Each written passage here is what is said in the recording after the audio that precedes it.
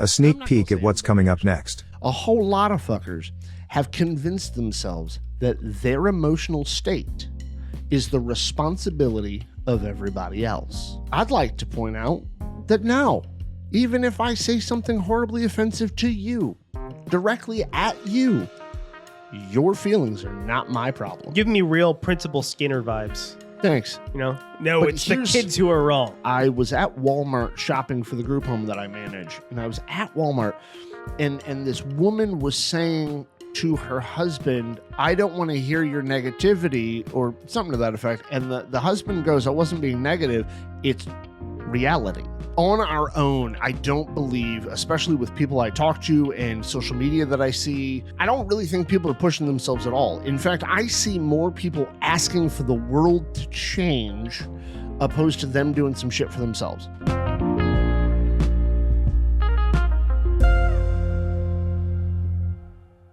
So welcome to another episode of On the Spectrum podcast. I'm Nick. And I'm Dumbledore. And as always, I like to start the episode with saying that we are not experts of anything. But something new to that I'm going to add, which is that'll probably be the last time I'm saying it. From this point on, just assume we're just two human beings who like read some shit and then talk about it. But we are going to be talking about toxic positivity is kind of like the overarch of what we're going to talk about today. But we're not exactly going to be talking about it, but kind of an overarch, right? And if you have any comments, questions, or if there's a future topic that you want us to cover, drop us a comment, send us a DM, send us a private message, which is the same thing as a DM, but I'm a very old man, so let's rock Slide with that. into Nick's DM. Yes. Although, isn't there like a sexual connotation of that? Not necessarily, but it usually means that like you're hitting somebody up for either to hit on them or for sex. All right, so don't hit on us or ask us for sex, but please DM us with like topics you'd like us to cover, or more importantly, like, you know, throw some suggestions about the show at us. We're cool with that too. But also make sure you hit that like, follow, subscribe buttons wherever you're getting your stuff from. That was the least energetic thing I've ever said on the show. You turned into Snoopy Dog. Oh, I did? Yeah. Not Snoopy, Droopy. Oh, yeah, one of the... Droopy Dog. Oh, remember Droopy? Yeah. I know who you're talking about now. Like, welcome to On the Spectrum. Yeah. I'm very happy today. So honest, but that kind of goes to why I've been fixated on this topic this week. So we are going to be making some changes to the show a little bit. Nothing major, nothing drastic, but we have been thinking. It all started with the table. It really did. It started with the table. I got this new table. It's so much brighter. I'm also using my light up keyboard instead of that generic one. I usually use a generic keyboard because I thought that the lights would distract people if they're watching the video version. But honestly, the reason I didn't today is just out of laziness. I didn't feel like setting up the other keyboard. Yeah, but most people don't even watch the video version of this. I also think I want to tweak the lights a little bit and maybe move your mic a little bit or the camera. Do it now. I want to see your face more. That's all. No one ever said that ever. Yeah. That's all. Anyway, so we are making some changes to the show. We're making some formatting changes. We're making some, differences in what we're doing because we're continuing to move forward. And we want to continue to grow that. So please tell a friend. Tell them they don't even have to listen to an episode. They just have to hit subscribe. Oh, okay. That's it. That's all we need. Hit subscribe, follow, like, have them tell someone else. Yeah. I'm just saying, like, I don't want to force people to listen to the episodes, but But anyway, so we are going to talk a little bit about toxic positivity. And like I said, it's the overarching idea of a lot of what I want to talk about. So all week long, I've been hyper fixated. Yeah, an autistic person being hyper fixated on something. Go figure. But I've been hyper fixated on this idea that we are so, especially in American society, I don't know about anywhere else in the world, but we're so obsessed with positivity and being nice and being positive and being upbeat that like things that are neutral, that are not painful, that are not a struggle, they're just fucking shit you got to deal with has become problematic and painful to us, if you will, like quote unquote painful to us, right?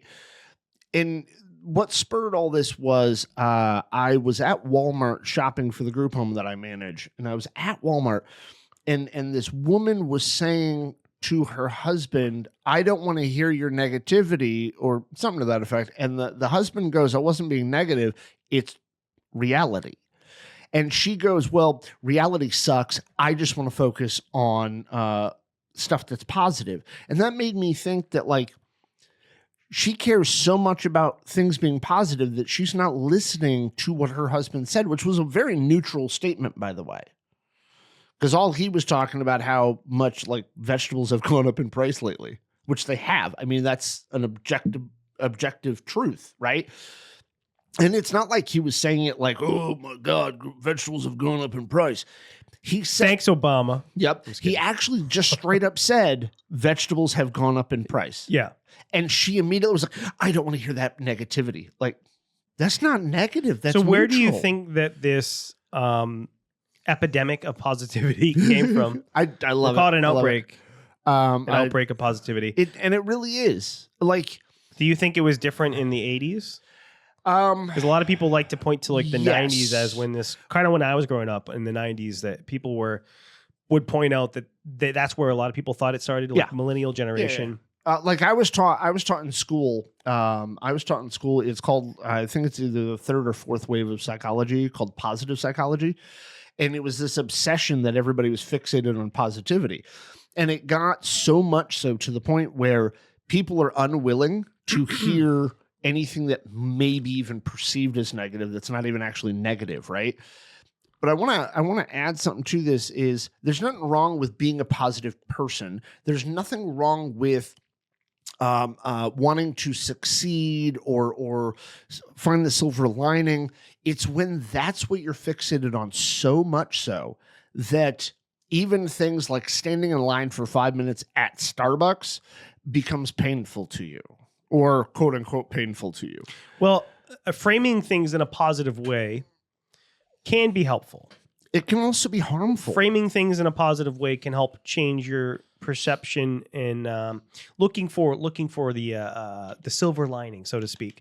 Looking for the potential or the good in things is not necessarily a bad thing. I think what we're talking about, or rather what you're talking about, is the because this was I know it's my topic. I got it. The potential negatives of shutting people off from negative experiences. So if you're not allowed to experience any adversity or any negative experiences, when you do encounter them, or you don't have a way to escape them, you're not going to be equipped to handle them. So an example of this, we had somebody on the show not too long ago, somebody who I find to be very, very intelligent, and I respect them a great deal. But they said, it was Mosh. And I'm not picking on Mosh for saying this, because I believe, Mosh has the right idea, but I just want to throw this as kind of a counterpoint, if you will. Mosh said on the show, and I think we clipped it out actually, Mosh said that there's no benefit to being shamed, right? Or shaming somebody, right? Nobody gains anything out of it. But there are stories of people who changed their life, benefited them, got more confidence in themselves, became who they are, embraced whatever it is that they were being shamed for. And I'm not saying that, like, we should fucking shame each other until we fucking change. Oh, she said shame never changed somebody's behavior, if I remember correctly. They? Yep. You know what? Mosh said, Nick, it's fine, because she knew I was going to fuck. They knew I was going to fuck that shit up. Sorry, Mosh. So I believe shame can, to a degree, help modify and change behavior. Now, I'm not advocating for people to walk around going, "Hey, you fat, shut the fuck up." I'm not advocating for that. What I am saying, though, is that there are tons of examples of people who got bullied in high school and then they became successful. And they said that was a motivating force for them. Was the bullying they got in high school, was the teasing they got in high school. I can give an example of a wrestler by the name of Braun Strowman, who talks about how he was a chubby kid, he was a fat kid, and he got picked on a lot and bullied, and he saw other people getting bullied, but that motivated him to go to the gym and work out and work out and work out. He got the big, strong dude. Now he's a professional wrestler. And now he hates bullying and he talks against bullying, but that was a major driving force for him. Well, I think the problem is that change. not everybody is going to respond that way to bullying. You're right. Not Plus, everybody. it's the extent. Yeah, and the severity of the bullying, but also not everybody's equipped to handle it in a healthy way like that. And instead of letting it get to them or letting it impact them to a point where it becomes detrimental to their health or well-being. Right. Taking that and turning around and using it as a motivation to try to improve themselves in some way. Right. Not everybody can do that.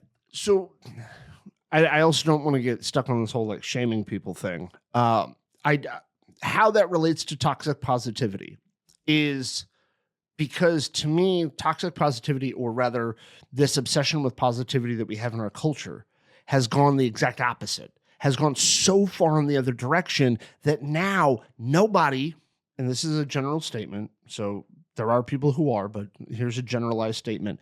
Nobody is trying to work on shit, like at all.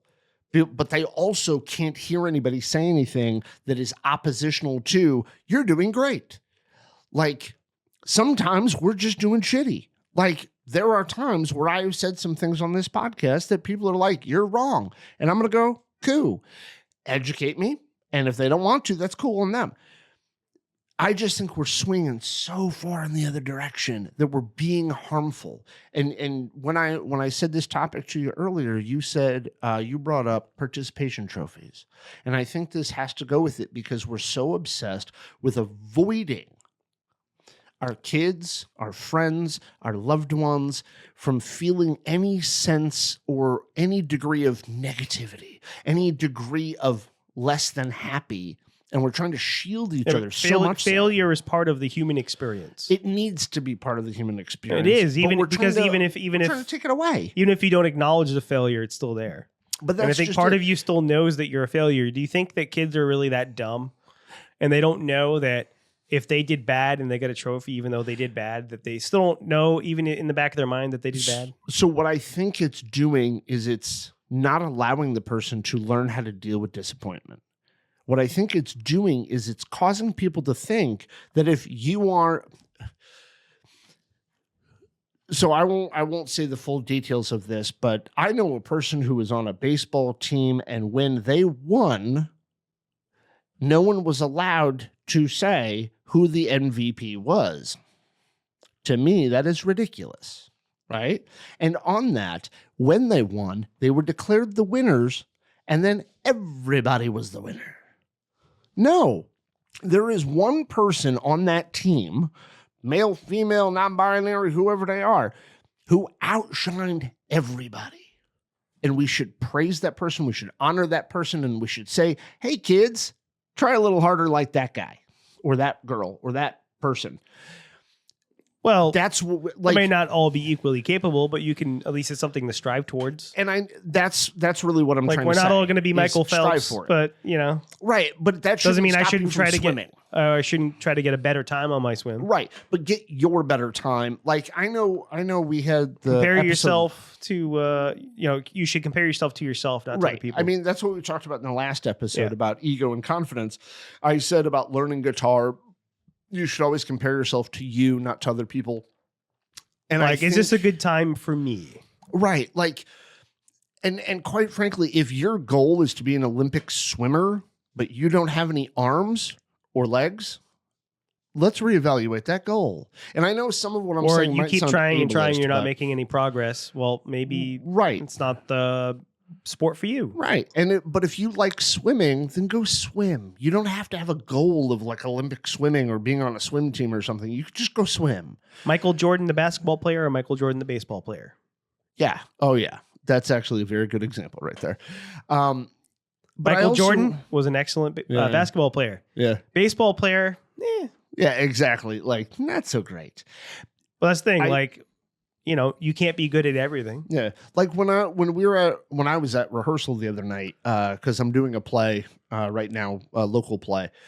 When I was at rehearsal the other night, and I'm listening to all these actor folk talk about, oh, you're doing so great. You're doing so great. And somebody came off the stage and I went, you probably could have I don't know, known your line better. And everybody was like, that's mean. And I was like, no, it's not. They flubbed their way through that whole fucking line. And it was a key line in the fucking scene. What'd you want me to do? Tell him he was doing fucking great? Well, that's the nice thing. And that kind of but I didn't say you did a shitty job. I just said you could have memorized the line better, which is a true statement. And they were all like, oh, that's mean. Well, if it's not nice, you shouldn't say it at all. Yeah, but then people don't grow because some people don't see what they could be doing. I think the pushback you would get on that would be, well, who says it's your job to call them out? People would say, well, what makes you qualified or what makes you especially qualified to be the one to call them out on not knowing their line? You have a valid point, but I also think the people who are trying to say the positive thing should also shut the fuck up in that same regard, because who the fuck are you to tell them they're doing good? You are just some asshole who's been doing community theater for 10 fucking years. By the way, that's not me. I'm just throwing out possible scenarios there. If you're doing community theater for 10 years, you don't have any right to say somebody's a good actor or not. You've just been doing it. You don't know if they're actually a good actor, but you're telling them great job when they're coming off from a scene. Whether you say it in a nice way or you say it in a critical way, nobody has the right to say either one because they don't actually know. But I think it does a disservice to somebody to always say, oh, good job, good job. Not even whether you're an expert or not, because that's one argument. But I think the other argument would be, well, why you? Oh, why me specifically? Yeah, why anybody? You're not my boss. Who's let's say somebody's I'm trying to think of an example that's because the first example that popped in my head was weight loss. But let's say somebody needed to lose weight. Yeah. And you think that you could encourage them by pointing out some things they could do, but somebody might say to you, well, what makes you the person to why should you be the one to say that? Why should maybe somebody else should say it, or their doctor or somebody else? Why are you saying it? So when it comes to the weight loss thing, no random stranger should be saying that. It should probably be a friend or a family member. Right, but the acting thing too, even if you did know what you were talking about. But I'm in the play with the person. There's a little bit of maybe the context director should say that, not you. Well, I also know the person. I'm familiar with the person. That's probably the pushback you would get with that type of stuff. Is absolutely. Well, why are you saying it? Oh, this person. Well, you could get better at guitar. Maybe you should learn the song a little better before you go out and perform. Yeah. Someone might say, well, that's mean, but then they might also say, well, even if it isn't mean, or you're just pointing it out, well, why are you the one to say it? So I think in this regard, my familiarity to the person. Yeah. Okay. I've performed with them, and so have you. So a little bit familiar with the person, so they know me a little bit, as well as because we're in a play together, and because a performance art is a collaborative thing, I think we should all be encouraging each other to do better, not just telling each other all the time, for stupid sake, oh my God, you're doing so great. Because if they're doing a shitty fucking job, somebody should fucking tell them. But even directors don't do that. Instead, I've heard actors and directors talk shit behind people's back opposed to saying it to their face. And I think a lot of it is some of it is subjective opinion about what people think is good or not. But there's a gray area, and there's also some stuff that's not really subjective. If somebody's fucking up all their lines, there may be a good reason, or maybe not a good reason. Maybe they're just not spending the time, they're not investing the time, maybe they're just lazy, they're not doing it, but whatever. There might be some reason why they don't know their lines. But even still, if you point out that they don't know their lines, well, I mean, that's objective. That's not a subjective thing. I mean, it was the subjective thing would be oh, I don't like your performance. Okay. Yeah. That's not here nor there. And honestly, at the same time, as human beings, there are many times where we collectively agree that someone did a good performance, when we give an award to an actor for best actor, we don't really vote on that. Denzel and everything he does. But there are certain actors in a certain role, and you say that most people agree that person did a good job. Right. It's still subjective. It is. But collectively, we tend to agree oh, this person's a good guitar player. Right. This person's a good actor. Right. There's certain things we agree on. So yes, subjective, but collectively, we might say, most of us think this person's acting is horrible or they did a bad job. Are they objectively a bad actor? Well, I mean, then you're getting into kind of a the weeds there. That's more of like acting study, and that's more for like a professor to figure out or some shit. I think that you're potentially harming people. What I mentioned to you before we started recording was the example with especially with kids or younger people. Yeah. And in the context of autism, if you have an autistic kid who does, regardless of where they are as far as their level of support needs. Yes. But if you don't allow them to ever fail or experience any adversity, they're not going to be able to grow. And we talked about that with Temple when she was on the show, is like somebody being able to gain even a tiny bit of independence doing something. Yes, they might fail, and you can be there to back them up or to save them if in case they do. Right. But if you don't let them try, they're never going to be able to do anything. Yeah. I'm gonna say this, and if people have a problem with what I'm about to say, yell at me. Don't yell at Steve. My honest opinion: growth don't happen unless there's challenge. I mean, I don't think that's controversial. Well, the reason why I say it that way is because it does sound very ableist. You have to fail in order to. So there are people who believe that you can grow and be comfortable at the same time, and I don't believe that's the case. Right, but if you all you do is succeed, you're not actually growing. You're no. I didn't say that. I said comfortable.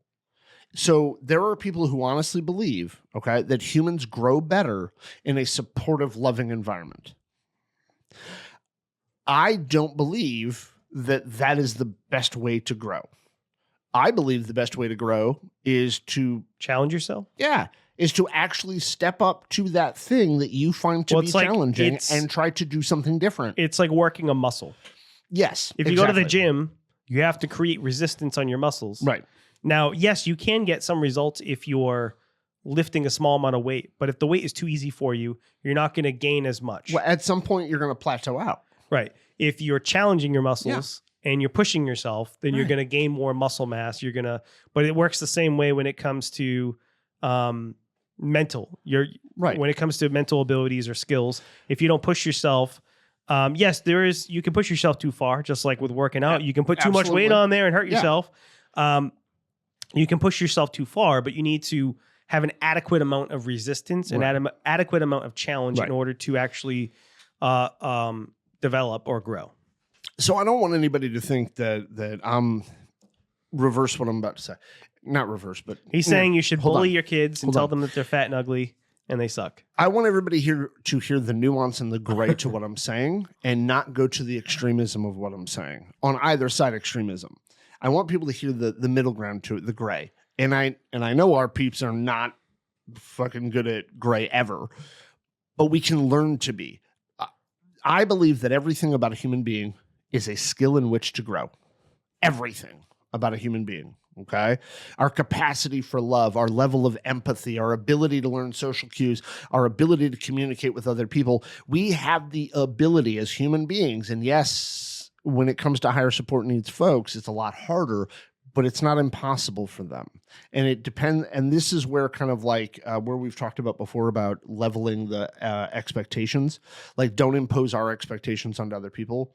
But I know we can grow, but that growth doesn't happen when there is no reason for the growth.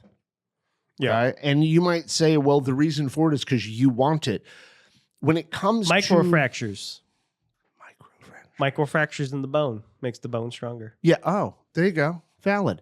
It's what they do in martial arts. You know, if you create tiny little microfractures in your bones, and then your bones get stronger. Like if you want to strengthen your shins or your fists. Really? If you punch something really hard, if you punch like pieces of wood and you do that every day, and you're creating tiny little micro cracks in your bones, and the bones repair and heal themselves. But it makes your bones thicker and stronger.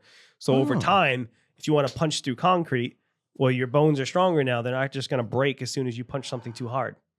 So you strengthen the bone by creating microfractures. But that's kind of like, I know it's a weird analogy, but it's kind of like what you're saying is those tiny little fractures get filled in. The challenges. They fill in and they make you stronger as a whole. Right. Because so like when it comes to, and I'm going to get very specific, and yes, this is going to sound ableist and call me it all day fucking long. I'm always going to believe that growth is a good thing. Unless it's cancer.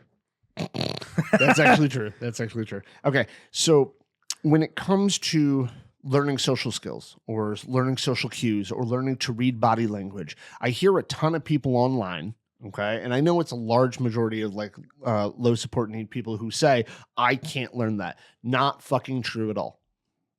Not true. Definitively not fucking true. Yes, you can. Are you going to learn at the same pace and the same way and learn as much as other people? I don't know. That's up to you to decide how much effort you put into it. But yes, there are other challenges when it comes to that too. But if it's something that you find to be a problem, like you say things like, I can't, I have a problem with it, fucking sucks, it's too hard. Though that means you have a problem with the fact that you're doing or you have a but lack of even that. people with like certain physical disabilities will still find a way if they care enough about the thing. Oh, so an fuck yeah. example, and the companies also help out with this, but there's lots of people who have physical disabilities who play video games, and Yeah. they have different controllers. Either they've figured out ways to use the controller with without having 5 digits on each hand or whatever. Yeah. There's people who have like one finger, or like they play with their elbow, their arm. The eye tracking thing for paraplegics, Yeah. so they can play first person shooter games. Well, I was thinking about they also make, like, Sony just came out with a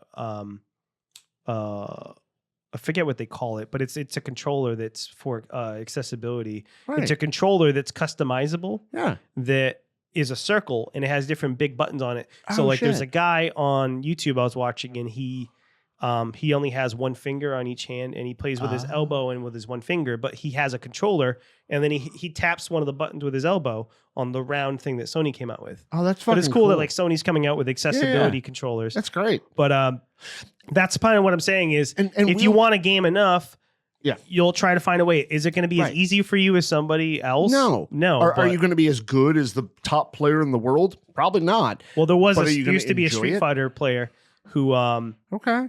actually I got to look this guy up. There was a Street Fighter player who Yeah. actually was one of the top players in the world. Okay. And he had a physical disability, and he played with But that's kind of the exception to it. Yeah. You know what I mean? Like the vast majority of people who have disabilities with their hands or motor function disabilities, like they're probably not going to be the top in their fucking field most of the time. And I'm not saying don't strive to try to be, but I'm just saying like it's way fucking harder. Like this guy plays only with one his, person can be number one, and it doesn't have to be all of us. This guy plays with his mouth.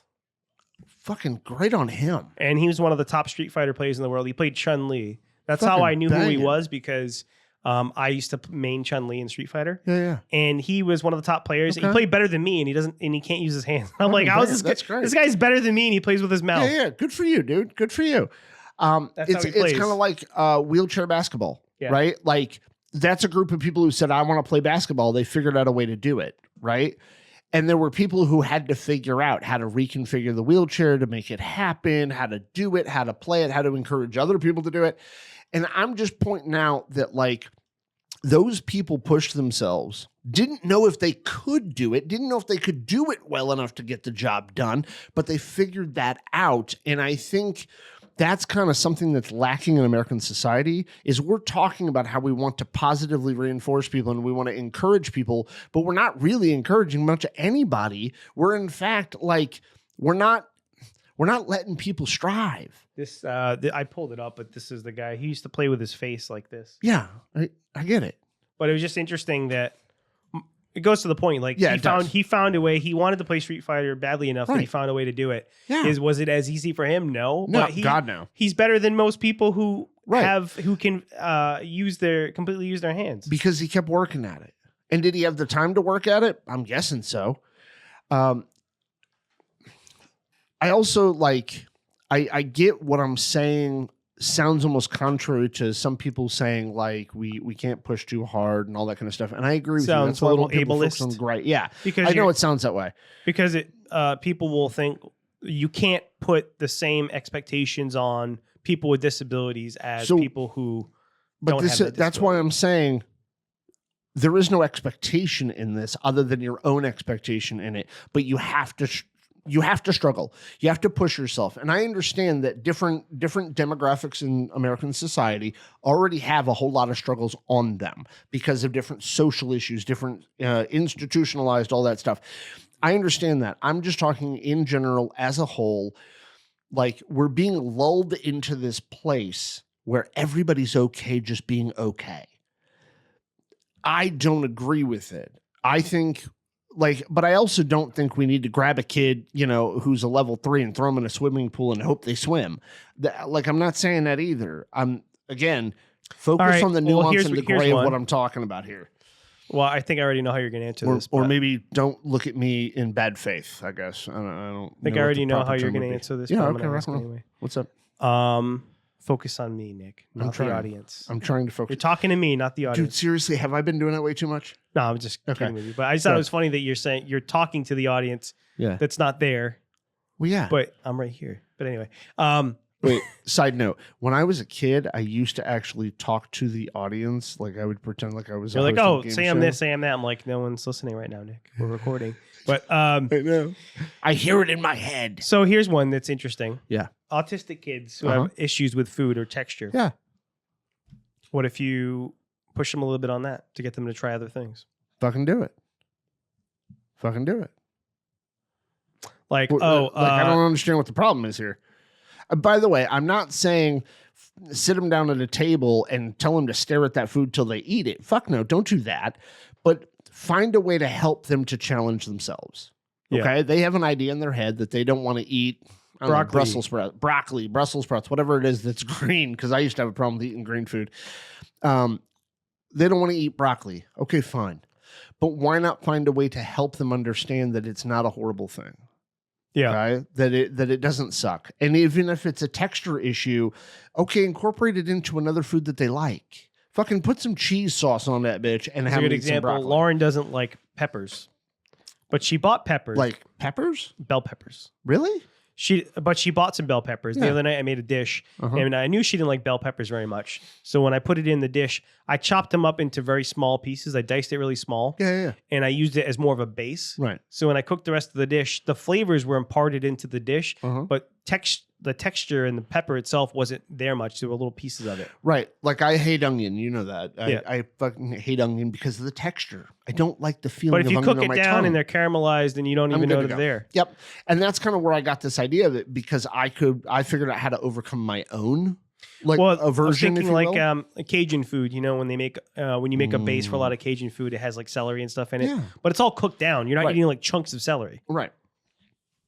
Yeah, and in some regards, when you cook something or have it raw, it's two different textures.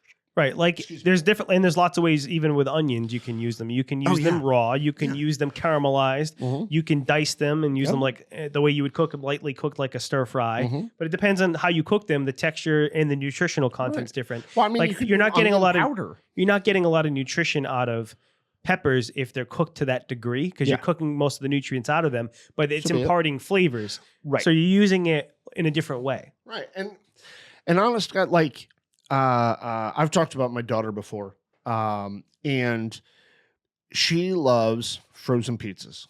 Little, small, round Mama Celeste frozen pizzas. She loves them, right? Sometimes that's all she's willing to eat, right?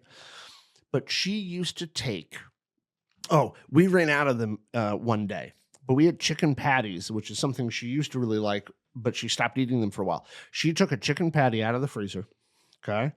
Put shredded mozzarella cheese on top of it and pepperoni slices on top of it. Put it in the microwave on her own. Did all of this on her own, by the way. Put it in the microwave, heated it up, and started bragging about how she has chicken patty pizza, right? But she would get... So she came up with that on her own, which is a difference in the food, right? And then she would always make a horrible mess with the mozzarella cheese because it was shredded. It'd get fucking everywhere. So I made a suggestion to Natalie one day, and I said, why don't you just get the sliced mozzarella cheese? And the first time she went to go make that chicken patty pizza, and Natalie was right there and went, hey, why don't we use this cheese instead? We don't have the shredded, but it's the same cheese, Becky, and had her taste it, and she goes, yum. She put it right on her chicken patty, put it in the microwave, way less mess, way less waste. But Becky was more than cool with that, right? Yeah. But we've had her try foods that she's hated in the past. So like the chicken, what are they? Tenderloin chicken pieces that you can get at like a grocery store. Like fried ones or like raw chicken? Raw ones.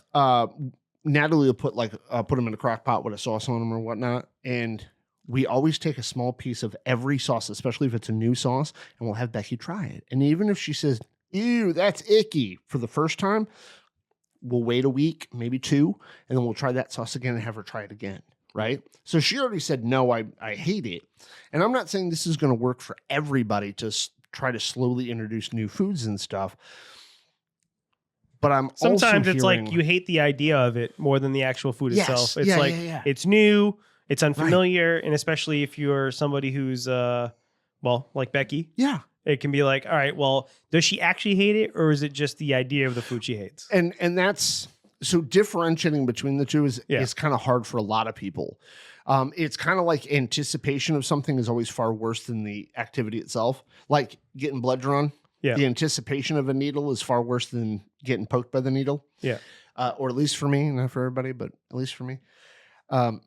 It's that kind of an idea, right? And I know there are some people who are like, no, I just fucking can't stand it. It's because of my autism. I don't like the texture of that food, blah, blah, blah.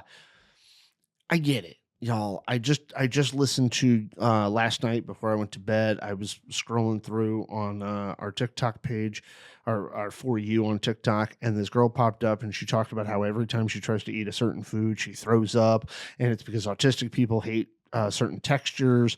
I forget even what food it was she was talking about. To me, that sounded like a taste aversion because I have one of those.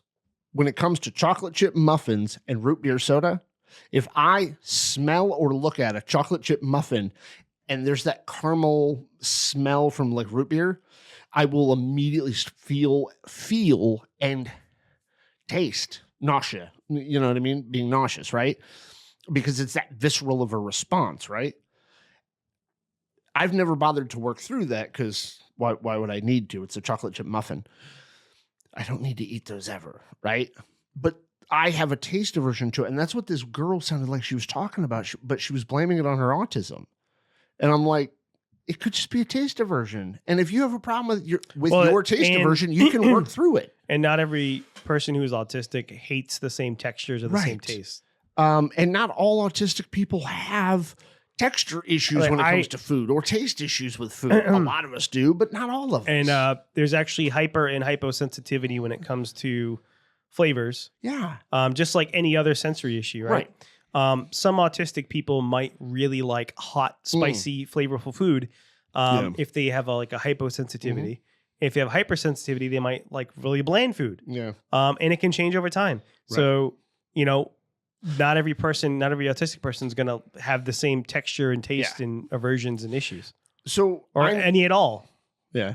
So I know most of the conversation that I've had so far, Steve, has been basically me bitching about some shit, right? And granted, most of the conversations I have sound like that, but old man yells at cloud. Yeah. Old man yells at cloud. But I do want to get across the point though, that I'm not trying to say we need to be harder on people. I'm not trying to say we need to make people's lives tougher or shit like that for them to grow. What I am saying though is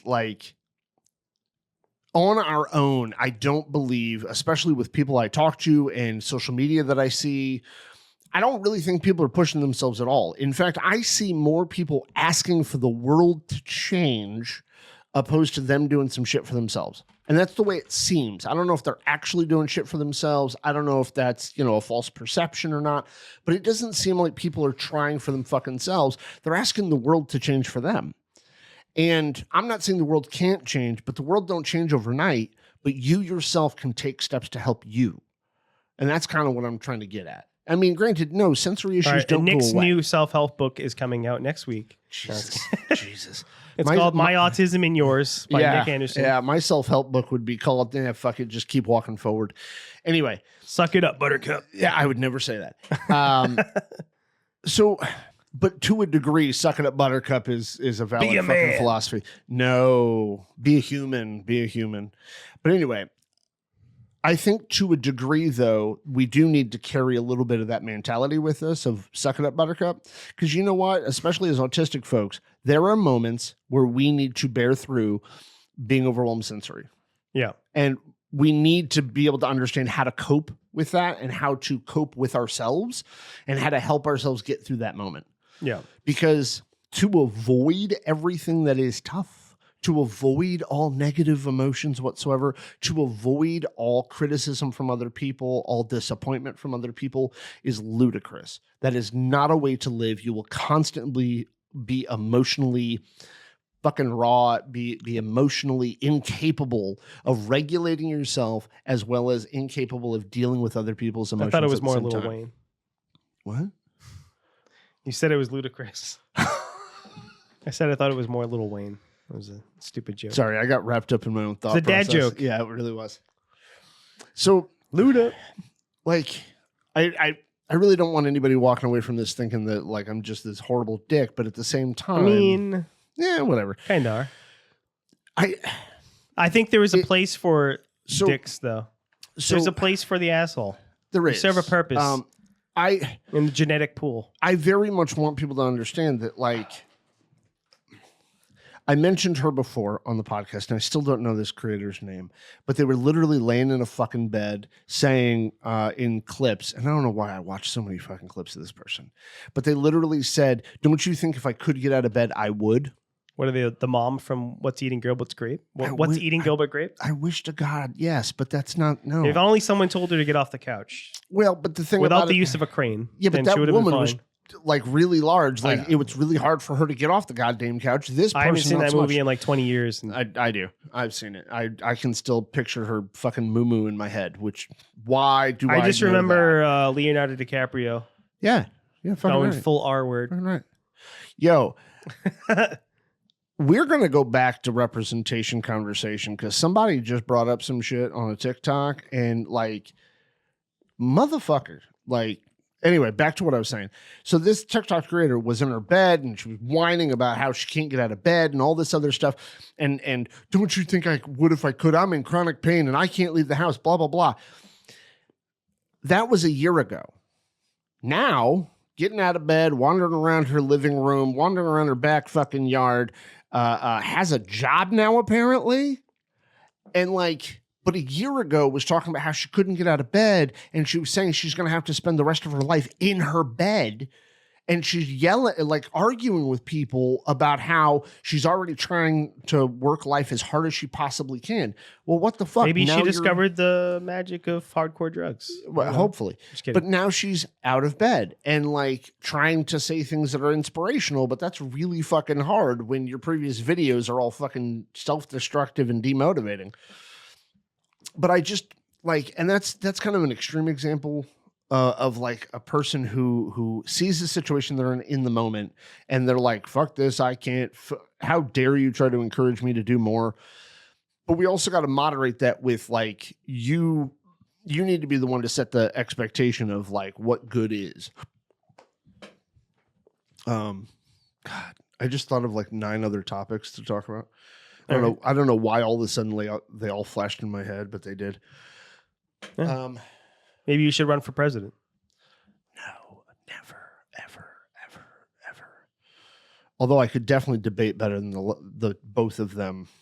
Holy crap. What was I going to say now? That just totally threw me off. How am I supposed to know what you were going to say? You're not. I'm asking out loud because I was hoping you would trigger me. I can trigger you. No, trigger me in a good way. Meh. Okay. Oh, that's something else too. And I know I've said this before, but it goes with the topic today of toxic positivity. Somehow, some way, everyone has convinced themselves, and I'm not going to say everybody actually, a whole lot of fuckers have convinced themselves that their emotional state is the responsibility of everybody else. I'd like to point out that no. Even if I say something horribly offensive to you, directly at you, your feelings are not my problem. Give me real Principal Skinner vibes. Thanks. You know? No, But it's the kids who are wrong. But here's also with that. If I say something to intentionally upset you, make you cry, offend you, if I intentionally say something to do so, then I'm fucking at fault. And I should probably apologize for it because I intentionally did it. But if I'm talking to you, okay, and I say something that sounds maybe misogynistic to people, but it's just one sentence they're hearing out of me. They don't know me personally. They don't know my context. They don't know nothing other than that one thing. And they assume that I am, and they get all pissy and shit about it, and they get offended because of that one sentence. That's on them. Okay? Maybe you don't say misogynistic stuff. Well, but that's just it, though. Then that means everybody's controlling everything they say. And I'm not saying I do say misogynistic shit because I don't have a dislike or disdain for women. I don't find women. No, you just think they're inferior. God, that's fucked up. If you clipped just that out of this episode, holy shit. Yeah, you want to talk about getting an engagement for an episode? So that'd be fun. Oh, God. Like this just in, Nick hates women? No. Oh, God. Nick so doesn't fucked. hate, sorry, he doesn't hate women. He just realizes that they have a certain place in the world. Oh, And that place is usually surrounded by large appliances and toasters. All right, so it's either the kitchen or the maternity ward, one or the other. Oh my good God! So, you sexist son of a bitch. That's so funny. It's because like Nick was for women's suffrage until I told him it didn't mean that they were in pain. All right.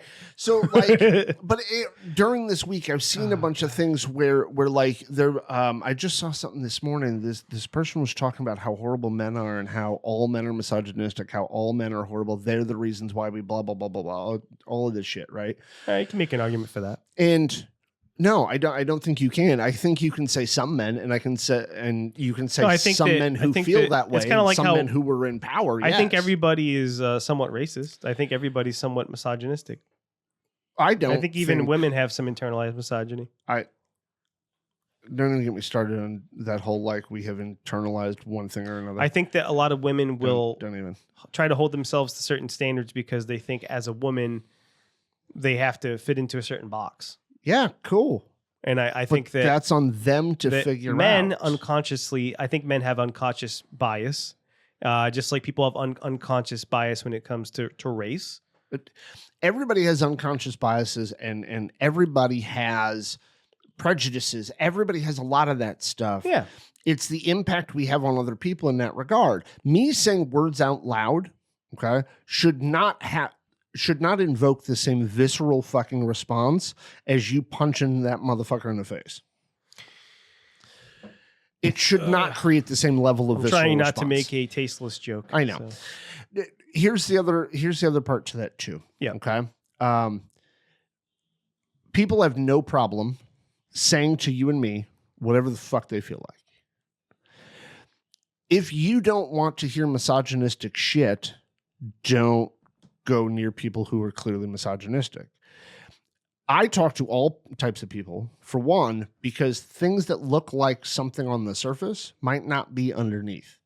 Okay. Again, I also take the actual literal definition of fucking misogyny. Same thing with chauvinism. Like I take the literal definition of it. Sexism, literal definition of it. And that might be my bad. Maybe I should follow the social definition, but it's getting real hard to track those now because they're getting broader and broader every day. And I'm not saying people are like too censored or whatnot, because there is shit that like is inappropriate to say to somebody because it's just fucking wrong. But then there's also things that are said that is your subjective, honest opinion, and other people say, well, you shouldn't say that because it hurts my feelings. Well, you mind your feelings, and if I say something fucking ignorant, go ahead and tell me, but also be mindful of how you critique it, because my receptiveness to you talking is dependent on how you give me the information. Yeah, I don't know what to say to that. I think it's subjective. I think it depends on a lot of the. I think I'm going down a wonderful. A lot of it depends on the situation. It does, because I think that you can also just. I think you can unintentionally be a huge dick, and I like the word unintentional though. Yes, but you can unintentionally like say a bunch of ignorant, horrible shit, right? If you don't know any better. So let's say, yeah, the intention may not be there, but it doesn't like it's understandable that somebody might have a negative reaction if you say something horrible, even if you're not aware that you're saying something horrible or that what you're saying has in a certain context, I was trying to think of in certain cultures, certain things are considered offensive. Like I think in the UK, if you do certain hand gestures a certain way, it means one thing. If you do it a different way, it means something else. That's Cultural competence in that way. Yeah. Sense. So let's say you don't know that you're being horribly offensive. Right. Okay. Well, the person should take that into account, but let me give an example on that real quick. Okay. Let me give an example on that. I can't say where and I can't say why, but here's the example. A human being who looks extremely white presenting said the N-word. Somebody who does not present as white, a black gentleman, got offended by it, not knowing that the person who said the N-word is also African American. Okay, is also a black person. But because they don't look like it, the person got offended. But then when they found out that the person is actually a black person, immediately was like, oh, okay. But got super pissed off because they didn't know the context. They didn't know the that's the point of my also story. Somewhat is understandable. Context. It is somewhat, but it's the context to it, right? And they were actually quoting a song when they said the N-word. Okay, so to me, double context is they weren't calling somebody; they were quoting a rap song, hip hop song, rap song, whatever. Quoting a hip hop song, and they presented as white. Okay, they had lighter skin, right? And this person got so super pissed off about it. And it kind of came down to me saying, I'm not going to tell them not to say it. They have every right to say it. It's their house. They have every right to say it. It's their house. And they were like, well, shouldn't we teach them how not to say that? And I said, when has that word ever been uttered in public? When? And on that, they're black. That African-American person. Specifically, they're Cape Verdean. Like, what do you want me to do? It's just bothersome to me that this person went off the fucking rails and got so super pissed off without knowing any of the context. By the way, this person is also a level 3 autist. Like, them having an understanding of that cultural and the institutional racism and the abuse of African Americans for 400 fucking years, like, a lot of that's just not even there for them. Like, they don't know most of that. They're just saying it because it's in a song they like. Yeah. Like, and this person got so super pissed off. And I get it. This person has their own traumas from growing up and hearing that N-word. And somebody who looks white said it to him, or somebody who was white said it to him. But that past trauma that they never dealt with, that's on them. That's not on a person who said the N-word. Again, that person's Cape Verdean. That person's quoting a rap song. They're in their own home. Like, to me, the context of those 3 parts is super important. So what you're saying is that people should just be able to say the N-word as long as they're in their own house. Yeah. I was kidding, but I was trying to make you sound bad. Well, yeah, though. I mean, if you're in your own fucking house, go ahead and be racist all you want. Like, that's on you. Like, when I'm at home, I also don't swear as much as I do because I got a 10-year-old. I mean, there's a difference there. In my own home, I'm far nicer and more considerate and more compassionate and more empathetic. And if you don't believe me, that's fine. You don't have to. All right. So you heard it here first. Use all the racial slurs you want as long as you're in your own home. Inside your own home. Because that's where you get to say the most ignorant shit you fucking want. Okay. Anybody can. I mean, hold on. I just thought of this. If you have children, please don't say it near your children. I just think it's funny because what you're saying is not wrong. It's just funny because it almost sounds like you're encouraging people to do it. Yeah, no, I'm not encouraging you to be a racist cunt. No, I'm not. I know, it's just funny because it sounds that somebody who heard what you're saying, especially out of context or even in context, I think that people without knowing me personally, I think people's reaction would be like, "Oh, so Nick's saying people should just be racist and say the N-word when they're in their house by themselves." You're saying they can because they're in their own house. Yeah, they're in their own house. What you're saying is factually true. Yeah. But I'm not advocating people to be racist. It sounds like you're saying they should, is what I'm saying. Oh, yeah, no, I'm not saying that either. It sounds like you're saying, yeah, go ahead. Put on your Klan hood while you're washing your laundry or doing your dishes. Okay, let me take it out of the realm of racism. In your own home, you have every right to do and say what you feel like, as long as you're not hurting yourself or others. Right. So just like, when I go outside, Lauren has the same rights as me, but as soon as she's in the house, right. It's not 50-50 anymore. Right. She's not allowed to wear shoes anymore. That's right. She's Got not it. allowed to wear shoes. Yep. Not allowed to leave the kitchen without an excuse. That's right. That's right. Right. That's right. Yeah. Yeah. Right there for you. God. I keep a pair of scissors handy just in case I need to cut an umbilical cord or two. Oh. But, Oh. you know, she's just not allowed to. Well, no, I mean, that's her right to choose. Yeah. That's so fucked. All right. So She's not a full person as long as she's in my house. So if you've listened to this episode this far, and I hope you actually have, we like, on an honest note, like, I know autistic people aren't great with sarcasm. That was all sarcasm. yeah, it really was. I'm gonna say kidding. this much: if you heard what I said and assume I'm a racist, feel free to do whatever the fuck you feel like. Here's what I will say. I don't think people would say you're racist. I would say that you sound. I think they might. Ignorant. Yeah, I think they might. I'm think okay you with that. Sound ignorant. I'm okay with that because at the end of the day, I'm the only one who needs to know I'm intelligent. At the end of the day, I'm the only one. Well, who ignorance needs to know doesn't I'm mean smart. intelligent. I mean, ignorance is not the opposite of intelligence. No, it's not. No, it's not. It Ignorance- just means I'm ignorant in that subject Like or to that perception. ignorance or just concept. means that there's something you don't know or don't understand. Yeah, it doesn't mean you're it's just- stupid. it's just a lack of knowledge in a certain area. No bigs. Yeah. Ignorance is not a totality. But I'm the only one who needs to know what my true opinion about whatever it is. Yeah. Like I'm the one who has to be okay with me at the end of the day. I wanted to lighten things up before we finish, but let's do now I feel like that. it's kind of weird to transition from all that to something funnier. But You know what? Our people ain't good at transitions. I thought it would be fun to. Oh God, What? That's true though. We're no, not. it's just the way you worded it. Anyway, What? That our people are not good at transitions? yes. Why? It is our people. You have transitions lenses, don't you? I do. I do actually.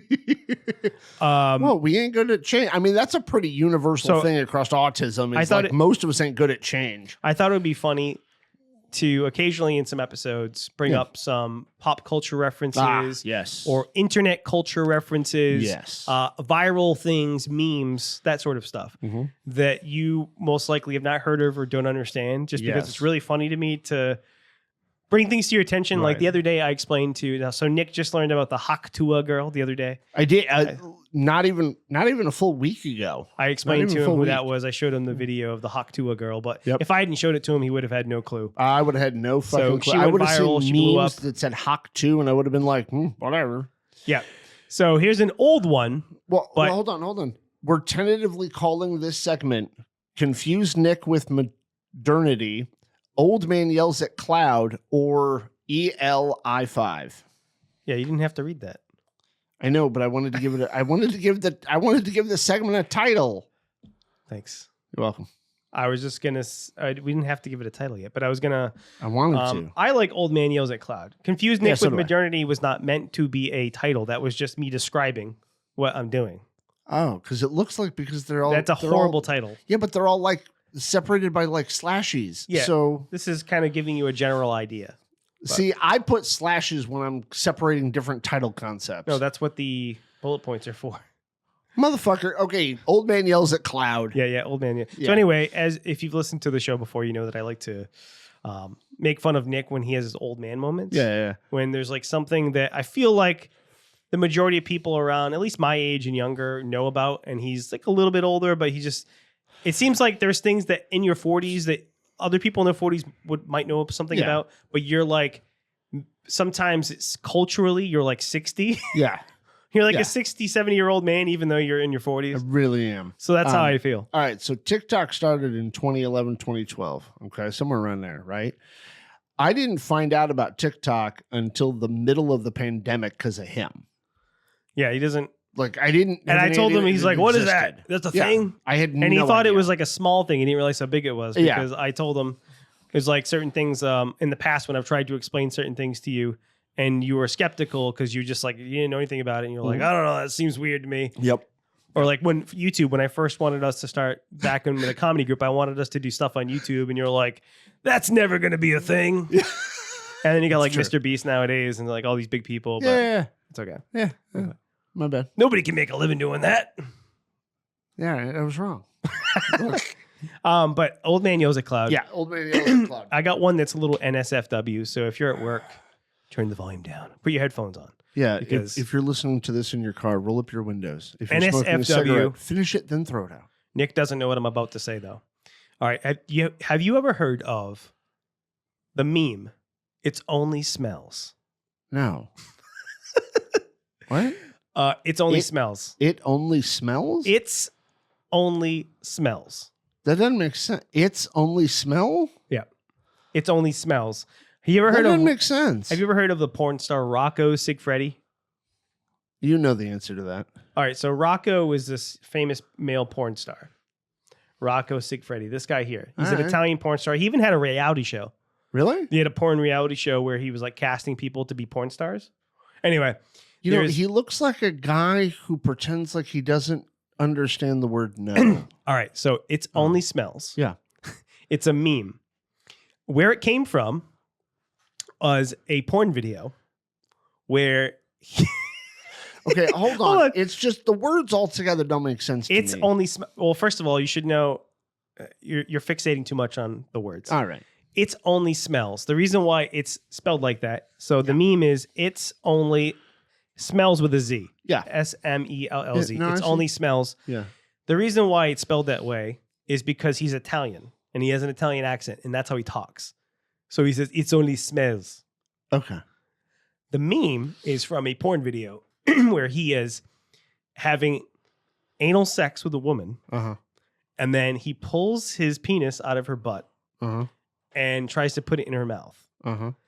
And she's hesitating to suck on it after it's been in her butt. And he says to her, "Don't worry, it's only smells. It's only smells." And I know you're looking at me like, what the fuck? For some reason, How did this become like a meme? I don't know. a thing. Like, So how did this it was a clip that went viral on like 4chan and Reddit. This clip from the porn where people clipped out just that section where the woman's hesitating to, and then somebody put together a video clip where I think they zoomed in on his penis and there was like poop particles on it and she puts it in her mouth. It's so fucked up and gross. But Well, I mean, it came out of her ass. yeah, but I figured that you would never heard of that. No, of course I haven't heard of that. Why would I know that? This whole Reddit post somebody made about it's called R Out of the Loop, which is the Nick subreddit, Oh. which means you're out of the loop on something. Oh, isn't that nice? Somebody said, "What is the only smells thing?" Because people used to quote it all the time on Reddit. People would say it as a joke. They would say it's only smells, and it's one of those inside joke things where people would say it, and other people are like, "What the fuck are you talking about?" Uh-huh. It's because it's from that clip. All right. I would. It's only smells. This is TikTok. What? What? Oh.